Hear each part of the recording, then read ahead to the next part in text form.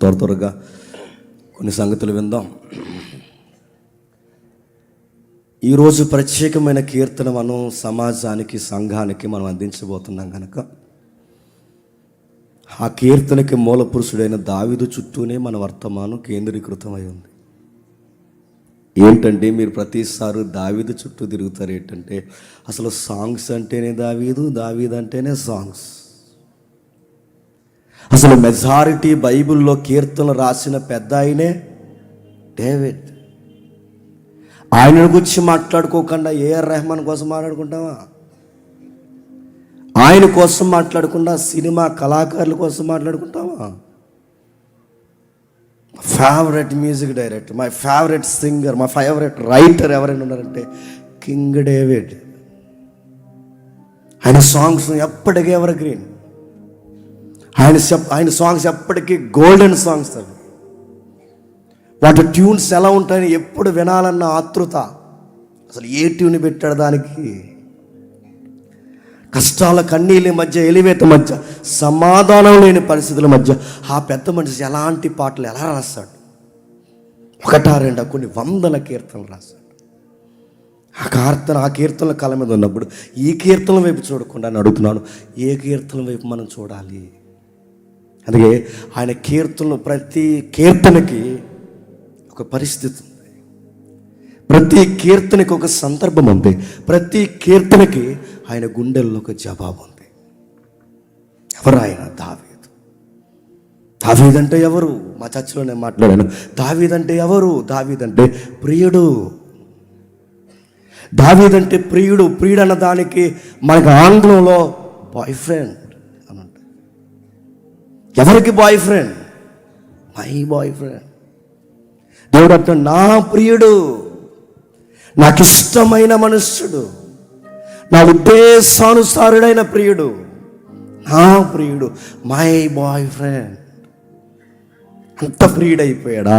ఈ సెన్స్ని, ఈ వర్డ్స్ని ఏవైతే ఉందో, ఈ బాయ్ ఫ్రెండ్ అనే ఈ యొక్క పదాన్ని రొమాంటిక్ సెన్స్లో వాడతారు. కానీ నన్ను అడిగితే అది కాదు బ్యూటిఫుల్ సీన్. దేవుడికి దావీదుకున్న ఒక వైరాగ్యం. పార్కుల్లో, బీచ్ల్లో టీనేజ్ ఉన్నవారు మాట్లాడుకునే ఒక సభ్యకరమైన పదం కదా ఇది. ప్రియుడు, దేవుడికి ఇష్టమైన వ్యక్తి, దేవుడికే నచ్చాడట.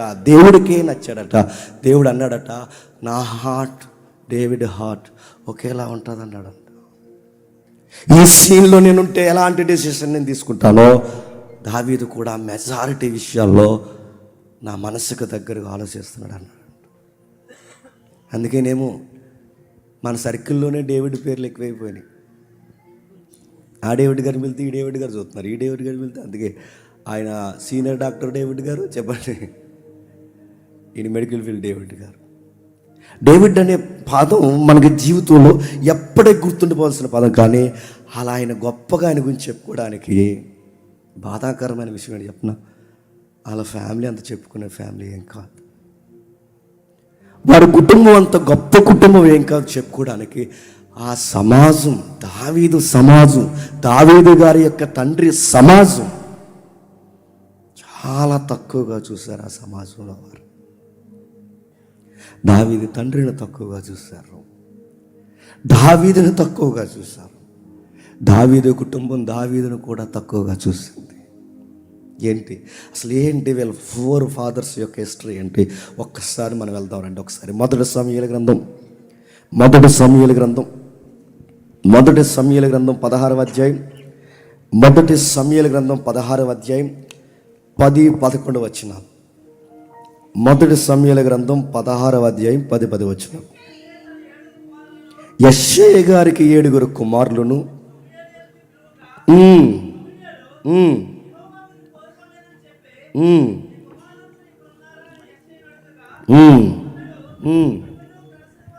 ఇంకనూ కడసరి వారు ఉన్నారు. ప్రాఫిట్ వచ్చాడు అక్కడికి, ప్రవక్త వచ్చి అడుగుతున్నాడు, యెష్షయి ఎంతమంది నీకు పిల్లలు? ఈ కనబడుతున్న ఈ 7 ఆ ఎత్తు కనబడుతున్నాడే చాలా హీరో, హాలీవుడ్ హీరో లాగా, వీళ్ళైనా ఇంకెవరైనా ఉన్నారు?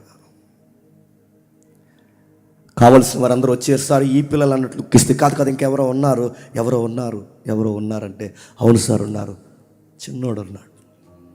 ఏడు మీ చిన్నోడేటి? అక్కడ పెద్దోడు ఉన్నాడు, మరొక పెద్దోడు ఉన్నాడు. ఇంతమంది పెద్దోళ్ళు ఉండగా ఆ కరసడి వాడు ఏడి? ఎక్కడో గొర్రెలు మేపుకుంటున్నాడు. అక్కడికి పోయి అందరూ సగానికి సగం మంది, ఆ 7 లేదా ఇంతో కలిపితే 8, మొత్తం మీద 8 మంది పిల్లలు ఆ యెష్షయి పెద్ద అనుకుంటే అందరు అన్నీలు బాగానే సెటిల్ అయ్యారట. ఈ కుర్రోడిని మాత్రం చెప్పండి అడవికి పంపించారంట. నేను అడుగుతున్నాను, అడవికి పోతే ఎవరు పోవాలంటే కాస్తంత వయసు ఉన్న వాళ్ళు ఉండాలి. అడవికి పోతే ఎవరు పోవాలంటే కాస్త కండబలం ఉన్న వాళ్ళు పోవాలి. కానీ అడవికి కుర్రోడిని ఎందుకు పంపించారండి? ఒక మృగమో, ఇక ఎలుగుబంటో, ఒక సింహమో, లేకపోతే దొంగల ముఠానో ఆ అబ్బాయి మీద దాడి చేస్తే గొర్రెలను ఎత్తుకుపోవడానికి ఆ అబ్బాయి ఏమైపోదని కనీసం సెన్స్ ఆ ఇంట్లో ఉందా? దావీదుని కూడా చూసి చూడనట్టు పెంచుతున్నారు. 7 కొడుకులు ఉన్నారు. అడుగుతున్నాడు, ఆయన మాట్లాడుతున్నాడు, యెష్షయి గారితో మాట్లాడుతున్నారు. ఇంకా ఏరి మాట్లాడుతున్నప్పుడు 17 అధ్యాయం ఏం జరుగుతుందో చూడండి. 17 అధ్యాయం 12 వచనంలో దావీదు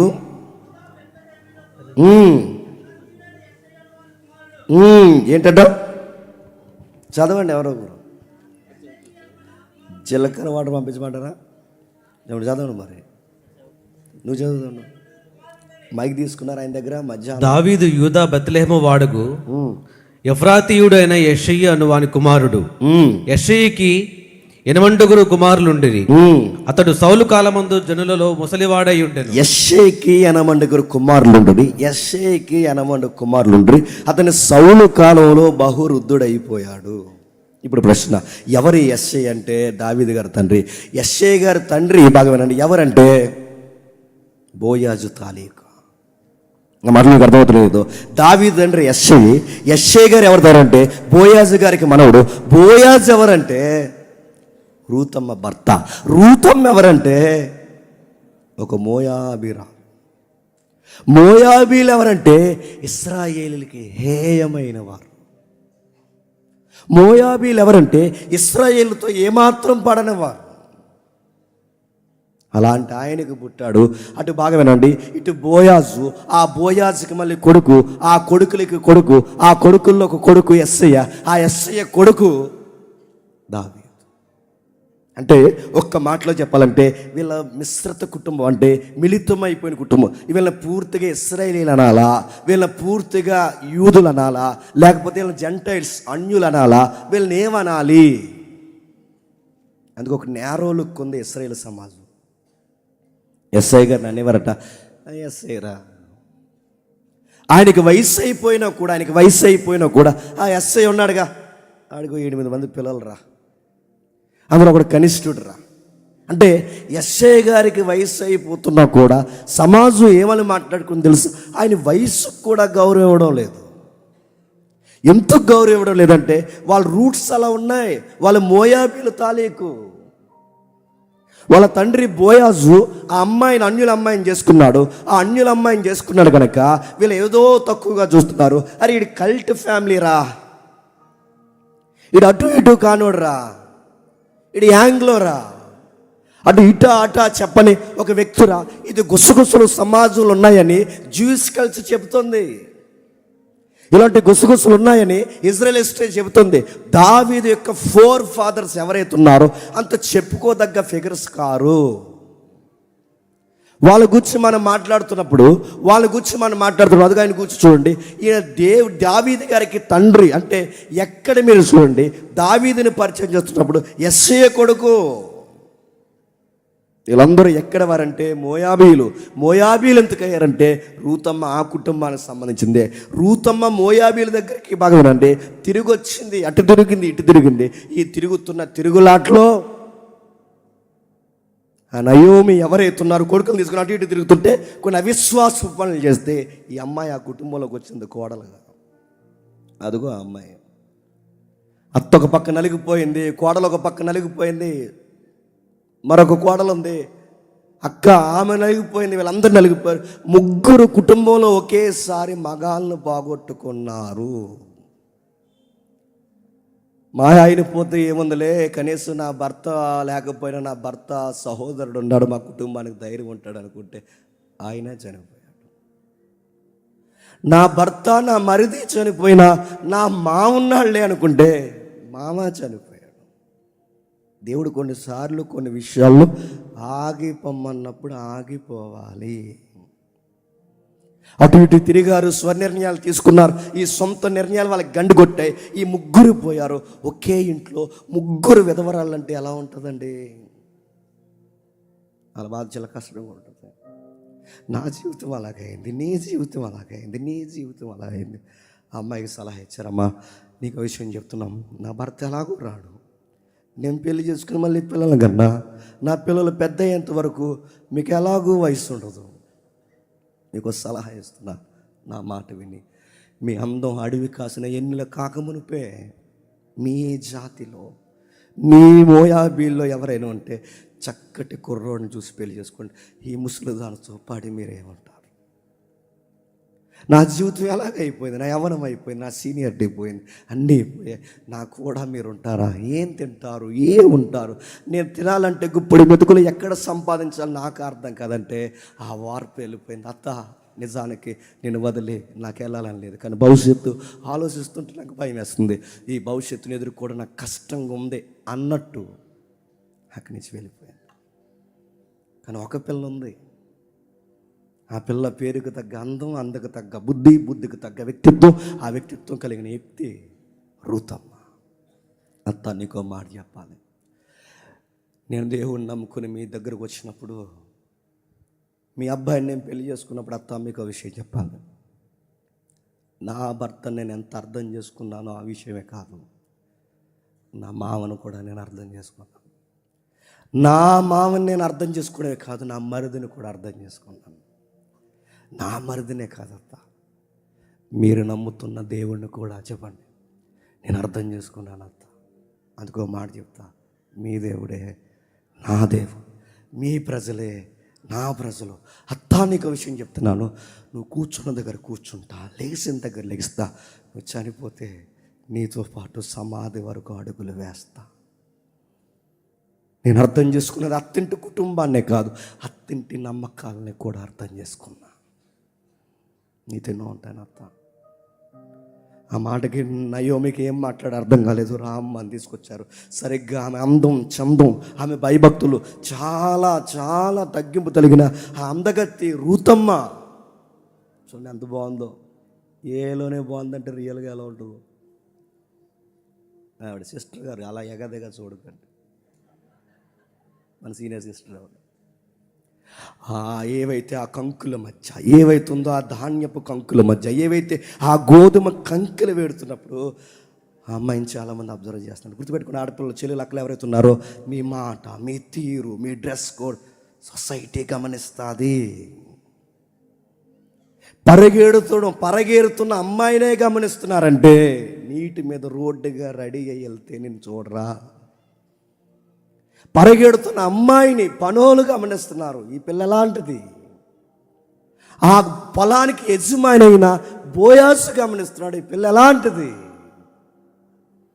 అడిగే మామ లేడు, అడిగే మరిది లేడు, అడగడానికి ఈ పదం ఆడుతున్నాను ఏమనుకోకండి, మొగుడే లేడు. ఇప్పుడు ఈ టైంలో ఏం చేస్తుంది? ఆకలి దప్పుల కొరకు నీతిని అమ్మేస్తుందా? ఆకలి కొరకు ఒళ్ళు అమ్మేస్తుందా? ఆకలి కొరకు ఏం చేస్తుంది? అమ్మాయి ఏం చేస్తుంది? నీతికి పడి చేస్తుంది. చావనైనా చస్తుంది కానీ ఒళ్ళు అమ్మదు, చావనైనా చస్తుంది కానీ నీతి నమ్మదు, చావనైనా చస్తుంది కానీ ఆ ఎండకు పడి పరగన్నా ఏరుకుంటుంది. కానీ గుర్తుపెట్టుకోండి, తన ఎథిక్స్ ఎప్పుడు మిస్ అయ్యేది గుర్తుపెట్టుకోండి. అది కదా అమ్మాయి అంటూ ఉండాల్సిన విధానం. ఏం చేస్తున్నావా, కెమెరా ముందు అలా తిరుగుతున్నావు అంటే రీల్స్ చేస్తుందంట. రీల్స్ ఎవడో చూపిద్దామనో ఇలాగంటే ఈ మహిళా సంఘాలు మన మీద అడిపోతున్నారు. ఎవరికి చూపిస్తావు అంటే ఎవరు? నీ నాభి ఎవరికి చూపిస్తున్నావు? నీ మతం అంటున్నాను తప్పు అనుకోకండి. దేవుడిచ్చిన ఈ అందస్తందాలు, నీ బ్రెస్ట్ని ఎవరికి చూపిస్తున్నావు? నీ నాభి, నీ టాయ్స్, నీ అరికాల మొదలు నడినొత్తు వరకు నువ్వు ఎవరికి ఎక్స్పోజ్ చేస్తున్నావు? సమాజం అంటే 4 రకాల మనుషులు ఉంటారు. వాళ్ళు చూడటానికి నీ బాడీని అందులో అప్లోడ్ చేస్తున్నావంటే నేను పిచ్చి పట్టిందా నీకు? అసలు నీ బాడీని సొసైటీ ఎంటర్టైన్ చేస్తుందంటే నేను ఏమనాలి? అసలు బుర్ర పని చేస్తుందా, మెంటలు వచ్చేసిందా నీకు? పైపెచ్చికి వీడియో పెట్టి చివర్లు అందంట లైక్ చేయండి, షేర్ చేయండి, కామెంట్ సమాజ్ చేస్తాడు దేవుడిని బొందా.